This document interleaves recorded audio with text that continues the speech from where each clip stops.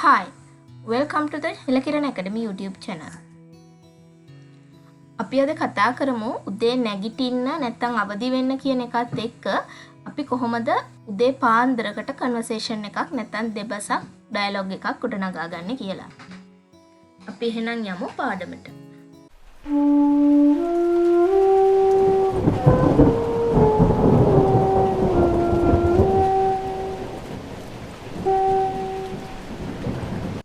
හොඳයි අපි පටන් ගමු. අපි සාමාන්‍යයෙන් උදේට එලාම් එකක් තියලා හරි නැත්නම් Tamanටම ඉබේ හැරිලා හරි උදේම නැගිටලා වැඩ ටික පටන් ගන්නවා. මුලින්ම නැගිටින කෙනා ඊළඟට නැගිටින්න ඕන අයව පිළිවෙලට හැරවගෙන යනවා. ඉතින් මේ ඇහැරෙනවා, අවදි වෙනවා, එමත් නැත්නම් නැගිටිනවා කියන වචනත් එක්ක අපි කොහොමද වාක්‍යයක් ගොඩනගා ගන්න කියලා අද පොඩ්ඩක් කතා කරලා බලමු. මෙතනදී අපි පාවිච්චි කරන වචන දෙකක් තියෙනවා. එකක් wake up. අනිත් එක get up. wake up නැත්නම් get up.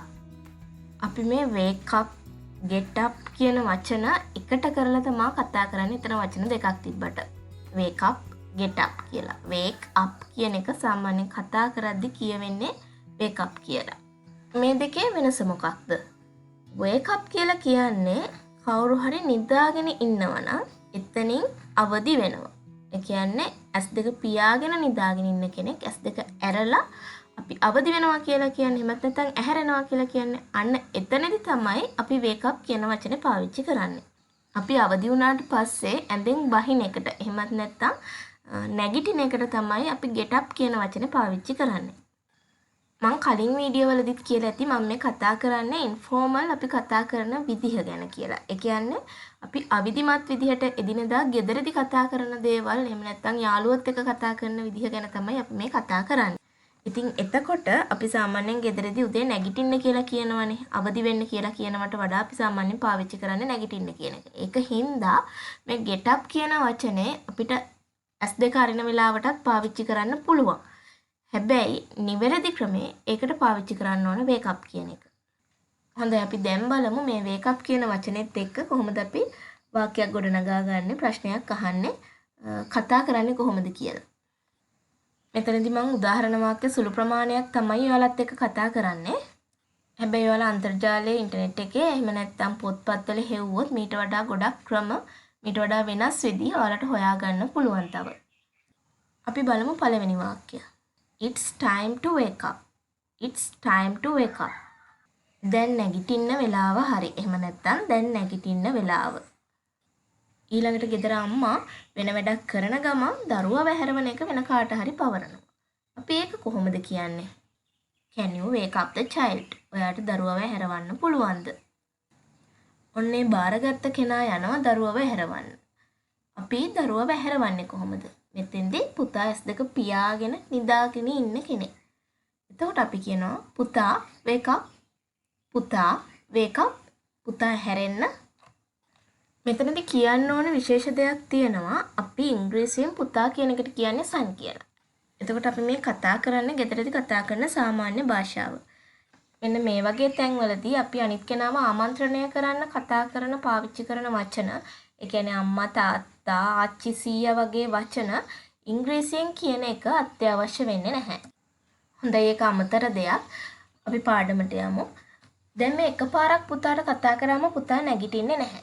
එතකොට අපි තව පාරක් එයාට කතා කරනවා. Wake up. It's already late. Wake up. It's already late. නැගිටින්න. දැනටමත් පරක් වෙලා තියෙනවා. මේක පුතාට විතරක් නෙවෙයි නිදාගෙන ඉන්න ඕන කෙනෙක්ට පාවිච්චි කරන්න පුළුවන්. හොඳයි අපි බලමු පුතාට දෙන්න පුළුවන් උත්තර මොනවද කියලා එතකොට. Just 5 minutes more.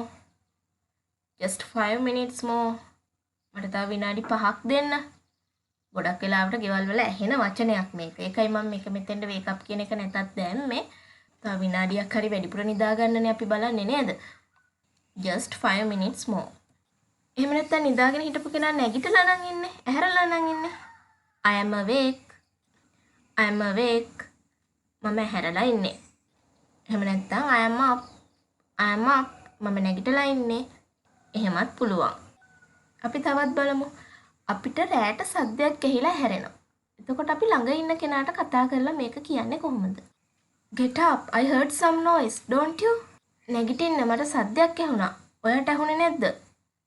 අපිට get up, wake up දෙකම පාවිච්චි කරන්න පුළුවන් මෙතනදී. තවත් අපිට මේ වචන පාවිච්චි වෙනවා මෙන්න මෙහෙම තැන්වලදී. Could you wake me up tomorrow morning? Could you get me up tomorrow morning? ඔයාට හෙට උදේට මාව හැරවන්න පුළුවන්ද? අපි තව උදාහරණ ටිකක් කෙටියෙන් කතා කරමු. Shall we get up? අපි නැගිටිමුද? Get up. It's 5 o'clock.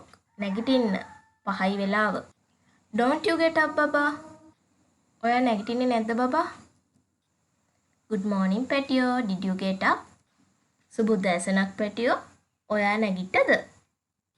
අපි මේ විදිහටනේ නේද හරි ආදරෙන් පුංචි දරුවන්ට කතා කරන්නේ. අපේ මව් භාෂාව සිංහල. ඉතින් අපිට පුතේ කියද්දි දැනෙන හැඟීම සන් කියද්දි දැනෙන්නේ නැහැ. අන්න ඒකයි මං කිව්වේ මේ වගේ වෙලාවට අපි පාවිච්චි කරන වචනම පාවිච්චි කරා කියලා වැරද්දක් වෙන්නේ නැහැ ආමන්ත්‍රණය කරන්න. මෙතනදී ඔයාලා දැනගන්න ඕන තවත් දෙයක් තියෙනවා. get up කියන වචනෙට තවත් තේරුම් ගොඩක් තියෙනවා.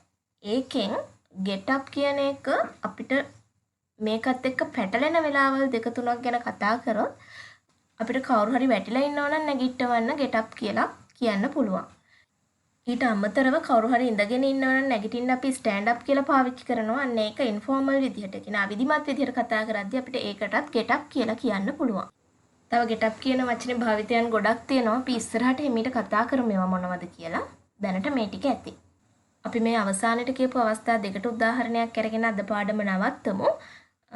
ඉතින් අපිට අහන්න පුළුවන් මේ වැටිලා ඉන්න කෙනෙක්ගෙන් නැගිටවන්නකොට can you get up? Can you get up?